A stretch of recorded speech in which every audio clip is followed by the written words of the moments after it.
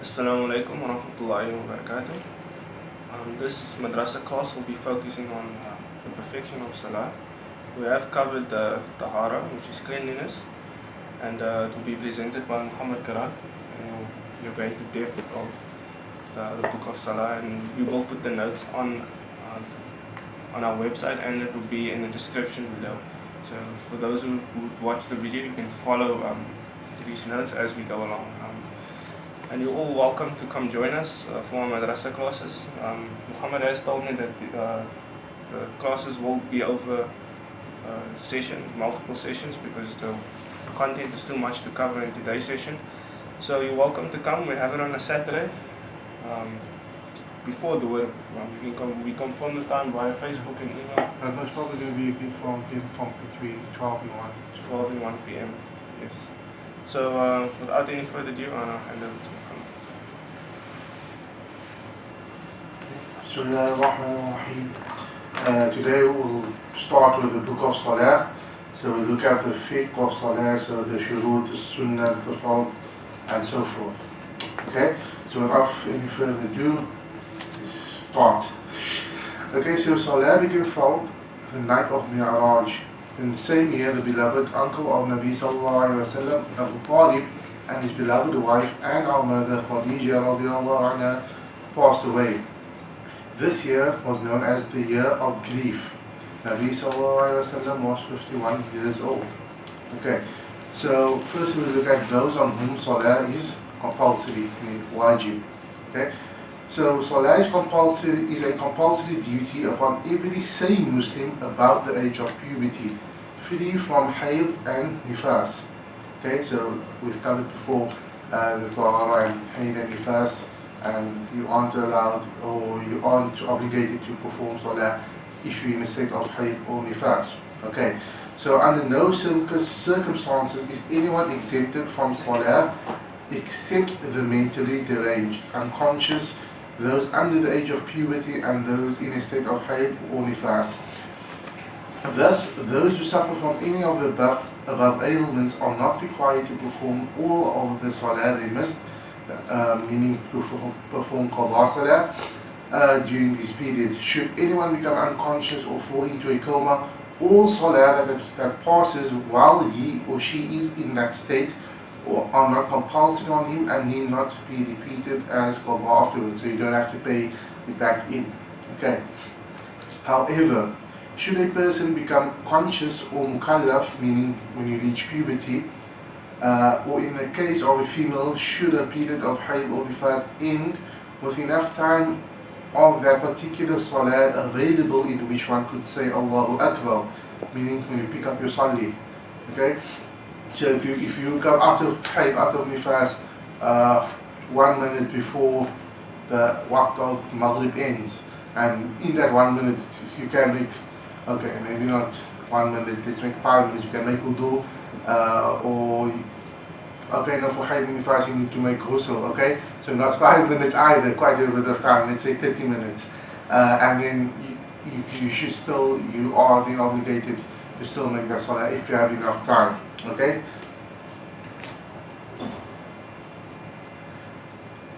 Then the same applies to a person being converted to Islam, or a girl whose first hayd has ended, or a boy when he first ejaculates money, when he becomes mukallaf.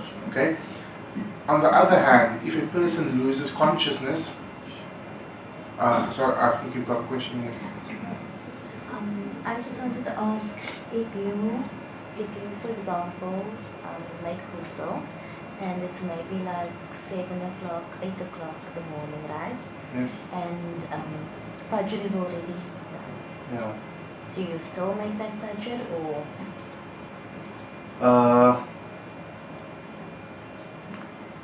I think the question is whether basically the question is going to be based on when the time of Fajr ends, okay?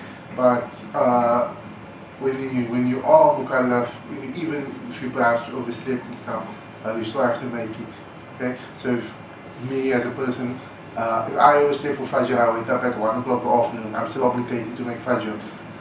In that case, I think you'd be obligated, because the waqt of dhuhr is not yet in. So from Fajr, from the rise of the sun, from the break of dawn, up until Dhuhr, in that time, it's still, you can still perform Fajr, okay? And not that it's ideal to perform any time other than the prescribed time, which is at the break of dawn. That time in between is still the time of Fajr, and I think that would still be considered the time of Fajr. So before it's Dhuhr, it's still Fajr. Okay, so Fajr will span from the break of dawn till midday, and then midday it switches over to Dhuhr. Okay, so I think it works like that. We can just confirm. So, okay. So it sounds like it's better for females to use on the night before instead of in the morning. Yeah, definitely. Okay. Again, then we said, on the other hand, if a person loses consciousness or a human's heavenly fast commences after the expiry of sufficient time for the Salah to have been completed, such Salah becomes foul and has to be performed when consciousness is negated or hayd ends. Let me just read over that again. On the other hand, if a person loses consciousness or a human's heavenly fast commences after the expiry of sufficient time for that Salah. Okay, so if you like, I think this means if you didn't perform Dhuhr and then after it, when it Asr came and then you fell out, then you got your Hayd, that you still have to make that Dhuhr, okay? With your Hayd? No, like afterwards. Oh, okay. Okay? You can't actually allow with the Hayd. So if perhaps you slept, you went to go sleep at 12 o'clock, you overslept for Dhuhr, while you were sleeping, you got your Hayd, and then you only woke up and it was Asr time. But you was during the period of Dhuhr, you fell out after Dhuhr, not before Dhuhr. So that Dhuhr would still be compulsory on you. Okay? So when she's finished with her Hayd, she has to remake that Dhuhr Yeah, and so then carry on with the rest. Yeah, so she has to put a reminder on her phone or a sticky note or something, because it's easy to forget. Okay? Then is an important note.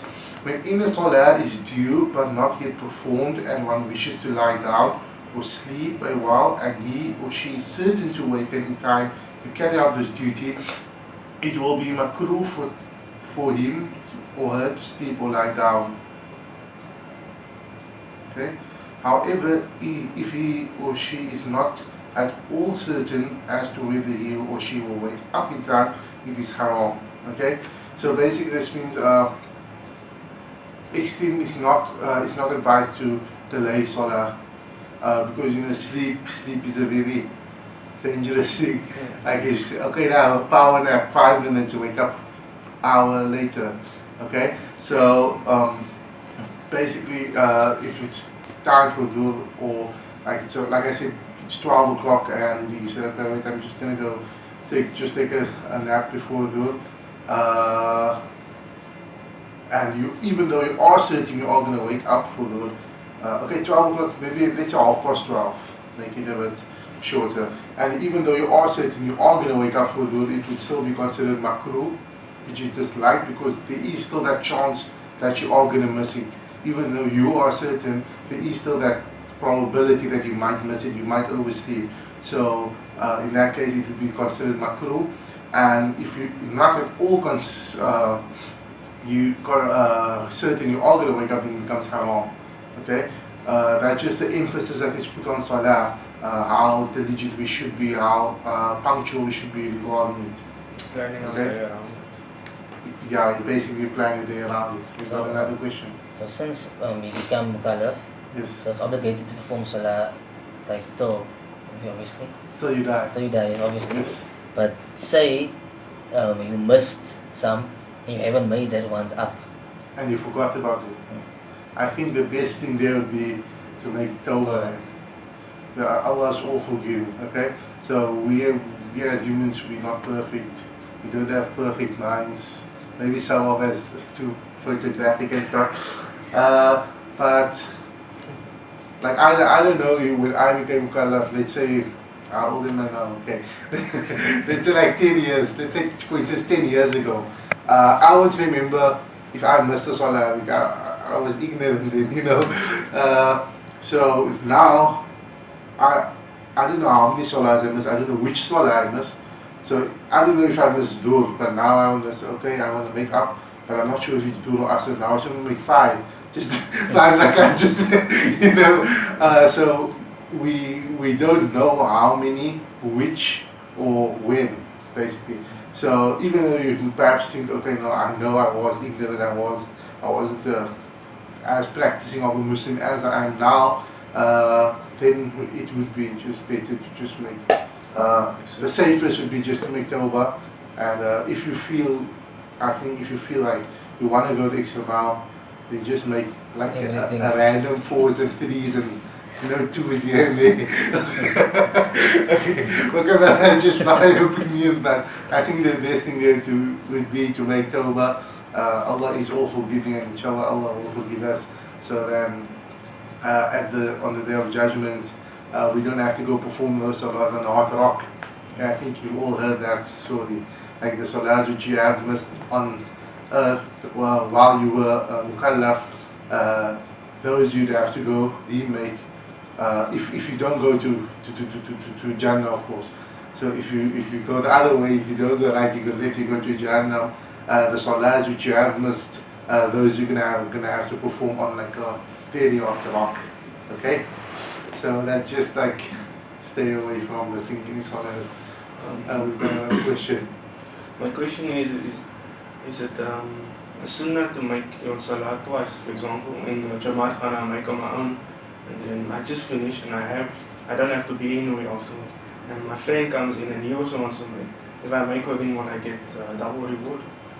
It depends on your intention. Okay. Like you can't make two intentions for Fard Dhuhr. You can only make one Fard Dhuhr. Okay. So if you make Intention for Jamaat.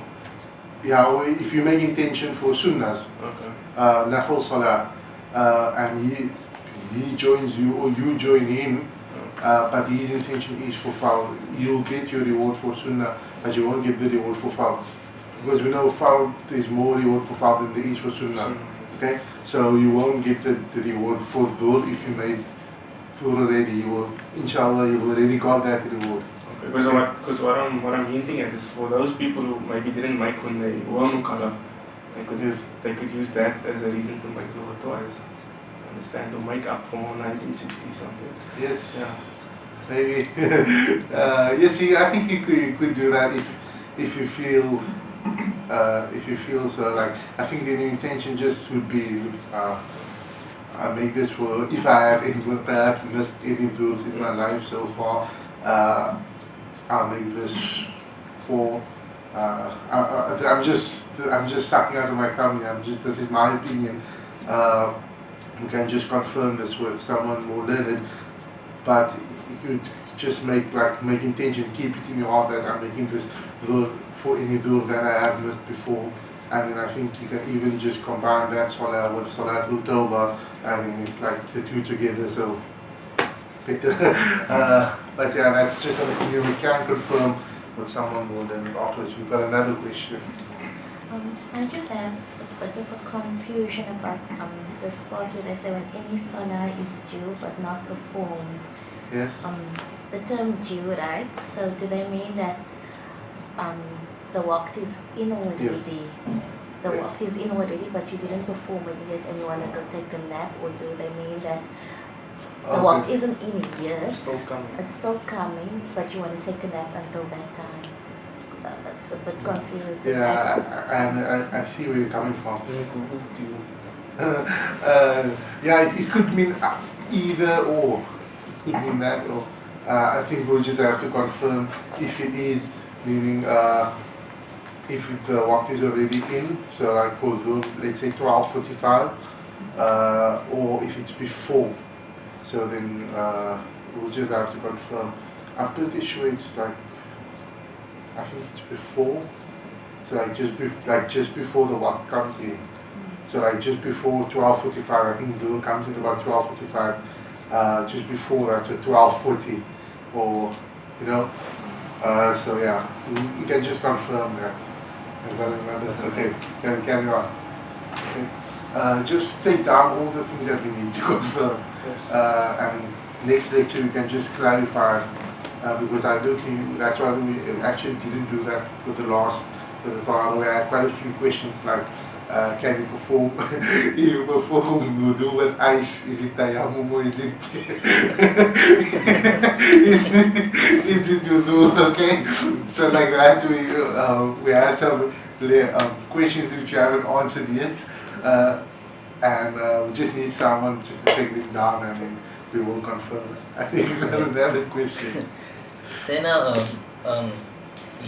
it's time for the Salah, but you are like very tired and you know you're not gonna like focus in the Salah. Is it okay for you to sleep first?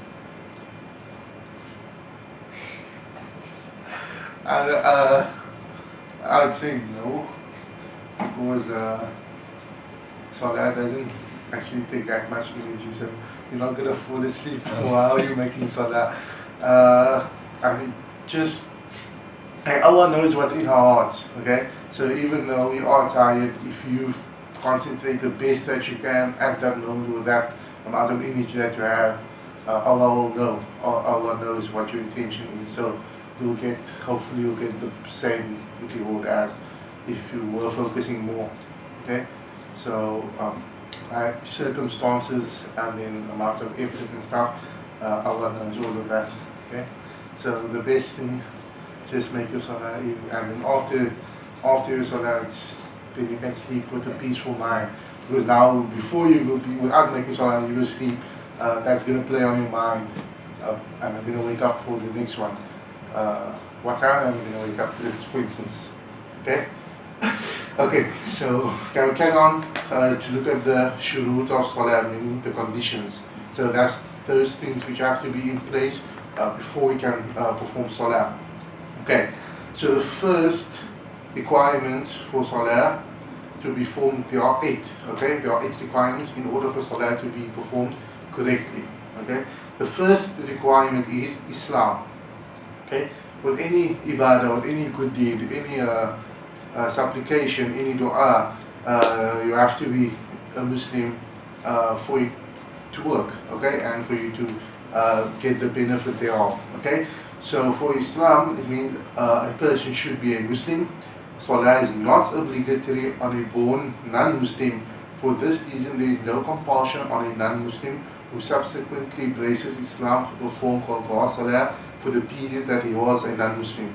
So if I was a non-Muslim for 20 years, then at the age of 20 or 21 I became Muslim, I don't have to perform the Salahs which I missed since I was mukallaf, since when I was 13 years old. So since in that period of time you were ignorant of Salah, of your obligation,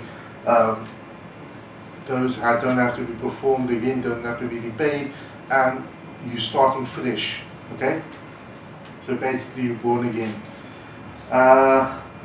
However, the murtad, meaning the one who left Islam to convert to another religion. So if I was a Muslim, I became a Christian. At the age of 20, I was a Christian from the age of 20 till 25.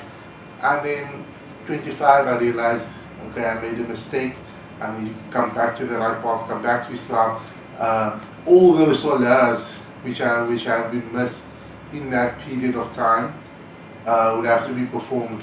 Okay, so 5 years of salah. 5 years is what? 365 times 5. 365 times 5, which is what? More than 1,500, almost 2,000.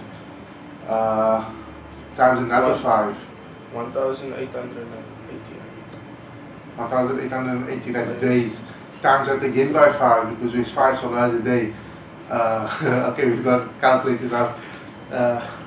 So, like, just to give you an idea of how many salahs you'd have to perform if you went murtad. So basically the thing is, if you became a Christian, if you converted from Islam, you became a murtad, all those salahs which you missed while you were a murtad, you have to be paid and you have to perform them again as per law. 9,105 salahs. 9,125 salahs. But on that note, sometimes it's very difficult for, let's say, someone who has just become mukallaf but he still lives under his parents. Where, for example, I know a situation where the mother was Christian initially and the father was Muslim, and then the parents split, and the mother decided to go back to Christianity after she became Muslim. And then the child automatically just listens to his mother. Yeah. And then he becomes murtad maybe for 15 years. While he's mukallaf. Yeah, let's just say he was 13. He doesn't know what's best. So it's quite tough for... That's okay, yeah, it's I won't comment on that. It's a very complex situation because at the one hand, it is partly the mother's fault for becoming murtad and influencing the son, and obviously if the child is or son or daughter, they are going to follow their parents or mother in this case. Part of that blame will be on the mother, but also once you become mukallaf, you're basically on your own, in the sense of you, all your deeds, all your good deeds, bad deeds, that's down to you, so you can't think for yourself. Like, I won't comment too much, but you can just confirm what in that situation, what the best solution would be. I think to go on Hajj. That's the best solution. Okay, yeah, there's one to go on Hajj. Yeah. Yeah, but yeah, we'll just confirm that as well, Yeah, because that is quite a complex situation. Okay. The second shurut is the time, meaning the knowledge of the time. Okay, so the knowledge of the time for the salah to have commenced. When a musalli, meaning a person performing salah, is uncertain about the commencement of the time of any salah during which he has performed a salah, the particular salah will not be right, even if the salah was in fact carried out in its required time. Okay, so this one always for me, I always think like Fajr, not Fajr, Asr. Like, is it Asr already? Like sometimes Asr is at 4:30, 5, you know. If you're not sure, if you don't check, so nowadays you can just Google, get an app. But if you didn't have that and you're not sure, you're thinking, and you don't know how to use the sun and the shadow and stuff to determine if it is the waqt, if it's the waqt already. Just a side note, for Asr, the time of Asr comes in when the shadow of an object becomes longer than the object. Okay, so for what they mostly use is if you take a stick and you put it down on the ground and you draw circumference around with the length of the stick, with the radius of the stick, and then you put the stick up, and then if the shadow is beyond the circumference, it lies outside the circumference, then it means the time of Asr is in. Okay. Anytime before that, you need to still be dhuhr. Okay, just a side note. But yeah, so if you're not sure if it's Asr yet, and you're like, okay, I'm writing a test in 5 minutes, I'm just gonna make Asr. I'm not sure if it is Asr yet. I'm gonna make Asr. Hopefully, Allah helps you with my test. Yes, you perform Asr. I don't know if you'll get the reward. Inshallah, Allah grants you the reward and Allah does help you with your test. But even because you weren't sure about the time, you would have to perform the salah again. Okay, just to be sure. Okay. Yes, we've got another question. Say you are writing a test. Yes. But the test time goes right through your Maghrib or something. Yeah. The Salah times. Yeah. Is it fine to make it Afterwards. okay? Like now the paper goes right through Isha, so you missed Maghrib's due period. Yeah. So is it like fine because you're writing a test or?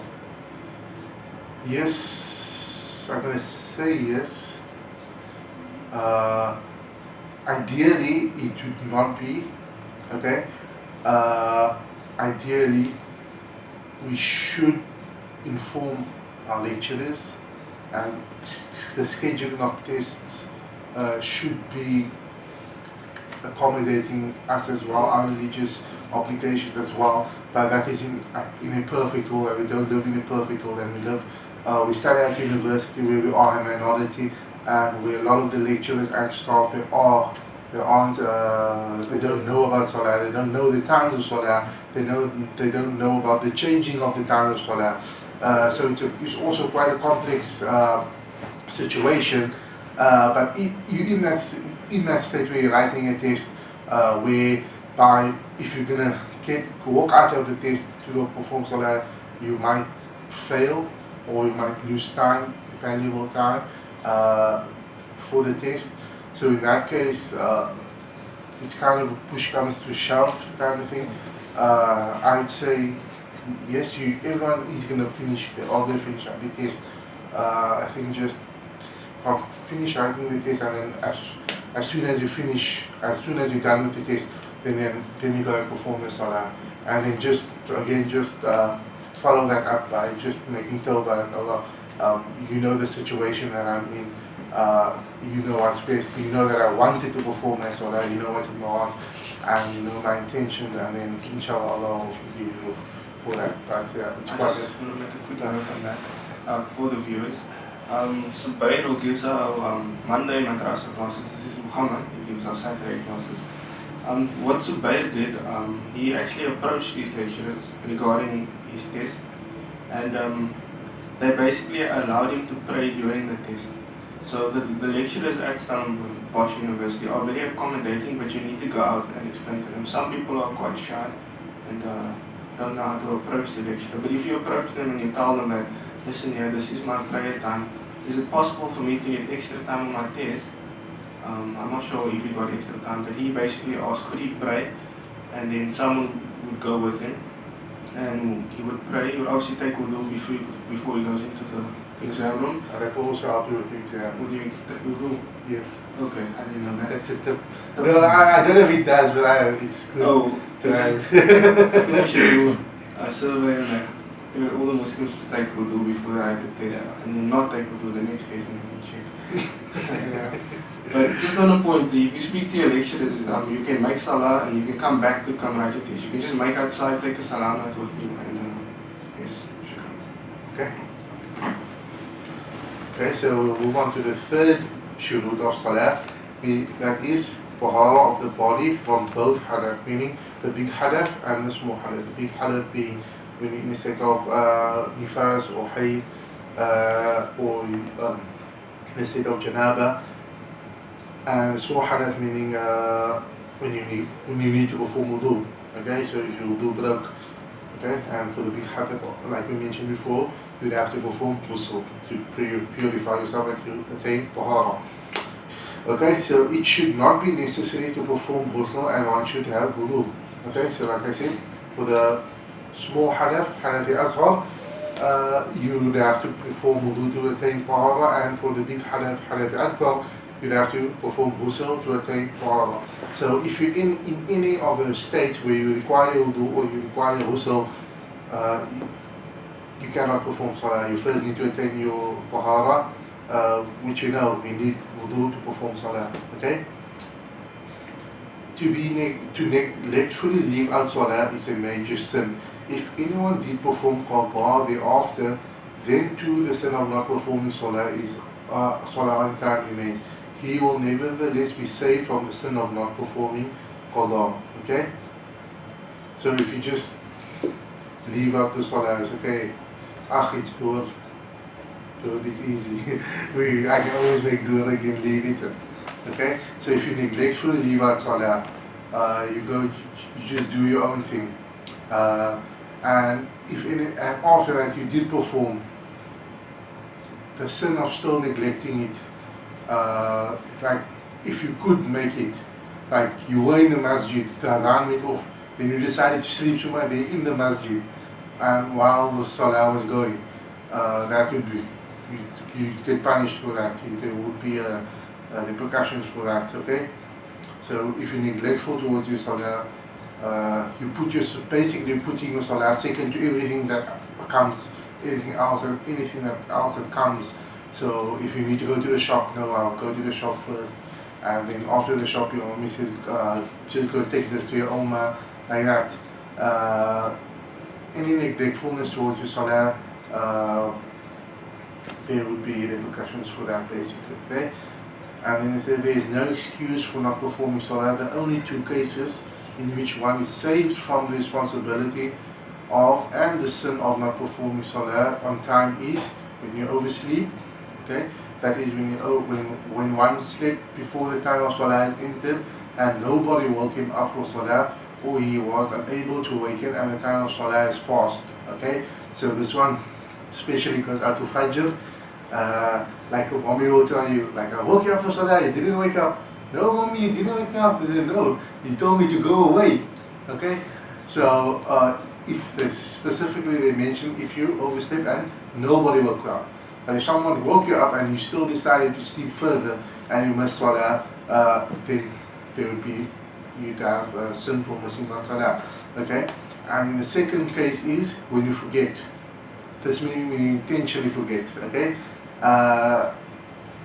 When you forget that he did not perform the Salah and only recalled that the fact after the time of Salah passed. Okay? So I'll get you a question now. So he forgot that he didn't make Salah, like he went through his day and then he thought he made Asr, or he completely forgot about Asr, and then after Isha he realized, or he or she realized, hey, I didn't make Asr, and then you perform it, you will not have the sin or for not making that Salah because you genuinely forgot. Okay? You've got a question. Just on the point of to oversleep, right? And Yeah. no one woke you up. Does your alarm count as somebody waking you up? It will count if you came out and you put your alarm off or you snoozed your alarm. You snoozed your Yes. But if your alarm went off, like me, my alarm will go off and I won't wake up, then I think it should be fine, you should be in the clear. But if your alarm went off and you're like, okay, 10 more minutes snooze, and then another one, 10 more minutes snooze, and then when you see again it's Duhr, we're snoozing till Duhr, for instance from Fajr,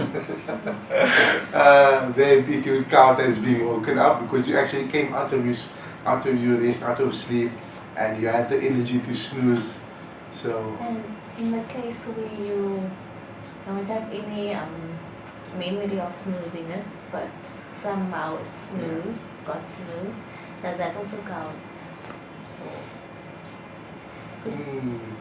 Because sometimes like your phone's like maybe next to you or something and you don't actually recall snoozing it, but you tell yourself that the alarm didn't go off but it went off and you're the only one in the room there. So I think maybe that would be like a combination of these two, like you mentioned, the oversleeping and the forgetting.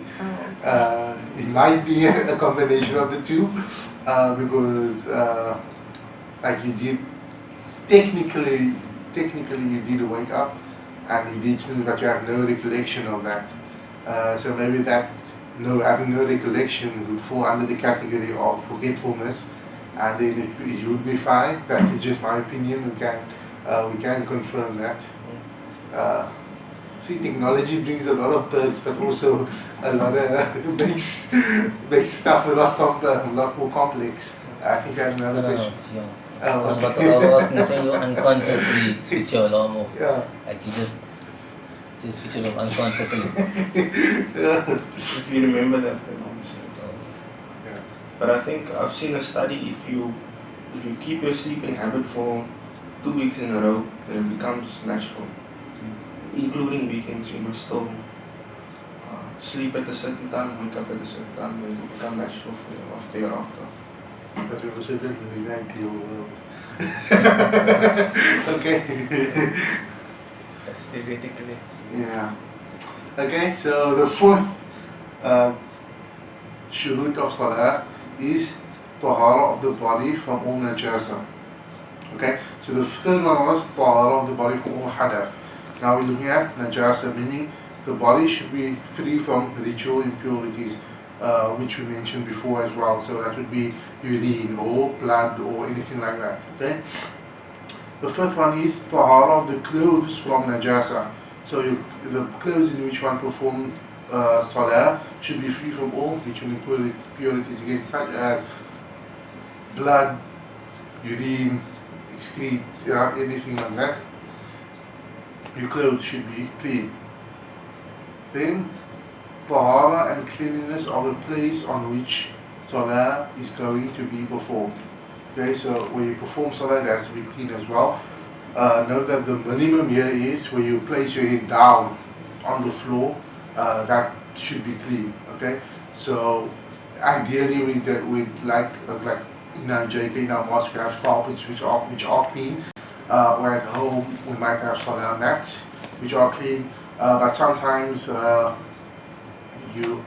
let's say you're traveling somewhere, and you just it's time for us, or it's time for dhuhr, and you just pulled out on the side of the road, you want to perform your salah, then you just take off your jacket, throw it on the floor, that would be considered clean.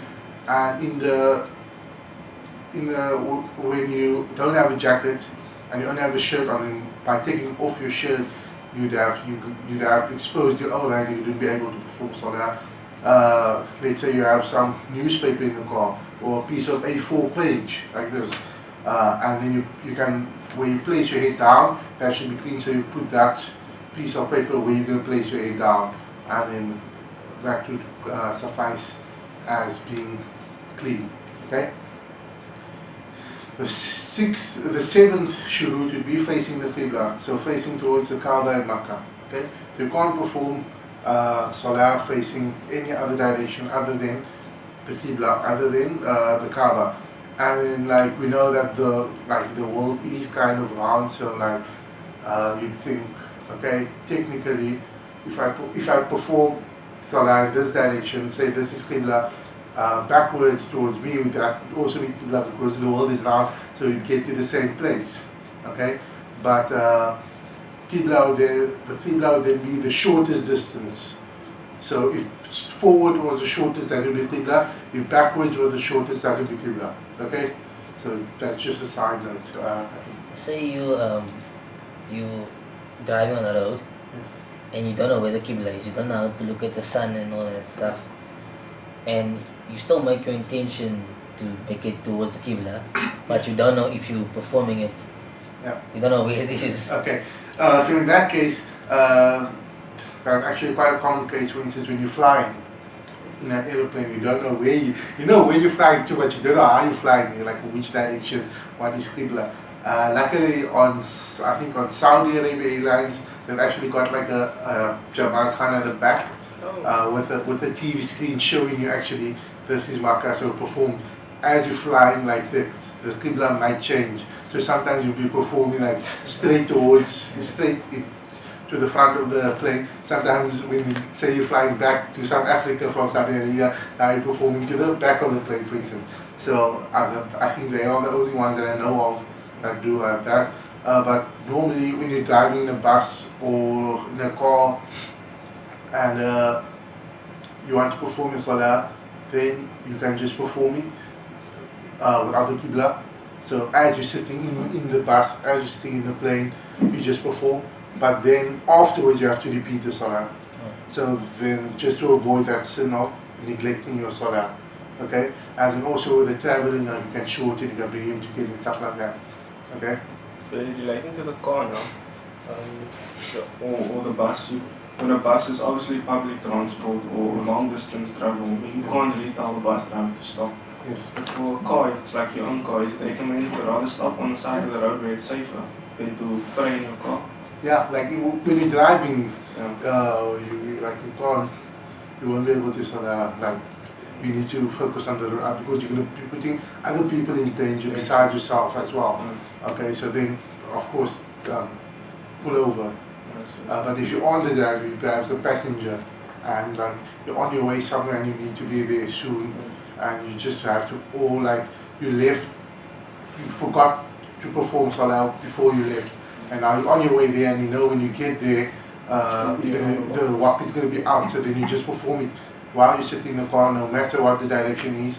Just get your salah in this time, and then if afterwards, then you just perform it again for the correct Qibla. Okay? Well, just to make sure. Yeah, just to make sure that you did perform your salah on time, and then to avoid the sin of neglecting your salah, basically. Okay? And then, like, also when you perform salah in a bus or something, you won't be able to perform all the actions, like you won't be able to, like, ruku and sujood. So there's like you'll just sit and you just like lift up your salah and just make all those actions, like when you perform sujood, you bow forward a bit, and then when you that's ruku, and when you perform sujood, you just maybe bow down a bit more. Okay? So basically, I must just watch what the old people do with the mosque, sitting on the chairs. Yeah, basically. And then, like, because Islam gives you all this, any scenario you can think of, there will be an answer. And as we said, the only time when salah is not compulsory on you, or that you will be able to perform qada, is when you overslept and when you forget. So when you're in hospital, let's say you broke both your legs and your arms, you're laying there and you can't move, then you perform, salah would still be compulsory on you, okay? But then you just perform with your eyes, so like, just all the actions you just like, if I Allahu Akbar, I mean, tell me Allah Alhamdulillah again. So there's always a way. Islam, there's always a way to perform salah, or anything else, there's always a way.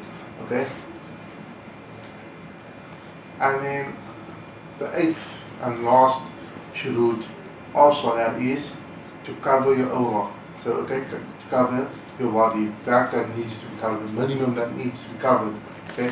So that is the private portion of the body should be covered so that it cannot be seen. For men, the minimum area to be covered is the part of the body from above the navel to the knees. For women, it is the whole body except the face and her hands. Okay, so to perform salah, you can't perform salah in a bathing suit or in a short, just a shorts or whatever. Okay, so you'd have to cover for guys from above the navel to the knees. That has to be covered. I mean, just watch out, like what normally happens is with the t-shirts or something, when you perform sujood, your t-shirt lifts up and your back, like your lower back is exposed. Watch out for that, that isn't supposed to happen. And if it does happen, and you're aware about it and you don't close it up, as soon as it happens, your salah will not be right, it will not be correct. Okay, so if it perhaps opened up, perhaps you forgot to tuck in your shirt. That's what I usually do if I'm wearing a shirt. Just tuck in your shirt into your pants, which is more firm, so the chance of your shirt lifting up and exposing your lower back, that is smaller. So if you do perhaps forget to tuck in your shirt, and when you went into ruku or sujood, you felt, okay, yeah, my shirt lifted up and you can feel your back is exposed, your lower back is exposed. As soon as you see that, you cover it up, you tuck in your shirt. While you're performing salah, tuck in your shirt, okay? If you lift it and like, it's fine, then your salah will not be correct, okay? Yes. Oh, another one, if you're wearing maybe shorts, not a long pants, maybe a 3/4 or something between the shorts and a 3/4. When you go into sujood, your pants then lifts up, and then exposing your knees. That your salah will also not be correct. Okay, so that you make sure that your pants that you wear when you do perform salah, when you do go into sujood, the bottom of the pants does not rise up and expose your knees. Okay, so that's why there's always like tops in the mosque, like most mosques have tops, kurtas or whatever, just to throw over if you are wearing clothes which aren't ideal for performing salah in. Okay? I think we have another question. What happens in the case where you cover yourself as much as possible, but then after you make salah you find out that maybe you forgot to cover the back of your head, for example, would you have to repeat that salah?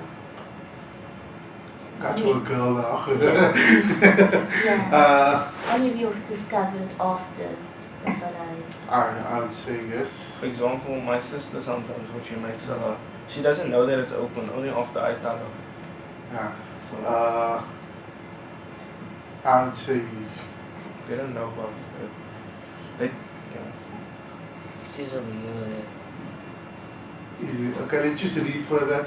If you get to end and it doesn't say anything on that, we'll just investigate. Yeah, we'll take it down as a point. Sometimes Yes. the answer to the question, Yeah. there is an answer for the further Okay, let's down. just go further. The one who has no clothes to cover the overall and cannot find any clothes to borrow, so you're extremely poor.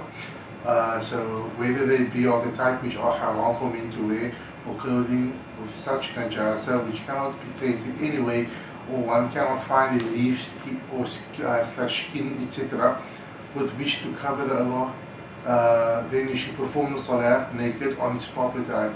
Such salah need not be repeated.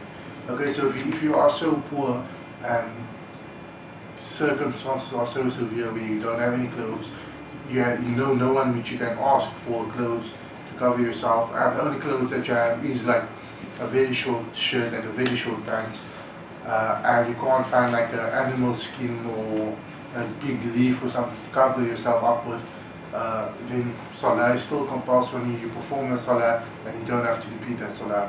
Okay, that's in the case where you're extremely poor and circumstances are very severe. Okay, and then clothes and even though the clothes that you might be wearing is dirty, there is urine on it, there is blood on it, since this is a push comes to shove situation, you can perform salah in that clothes, or even less than that, even less clothes than that, and you wouldn't have to perform that salah again.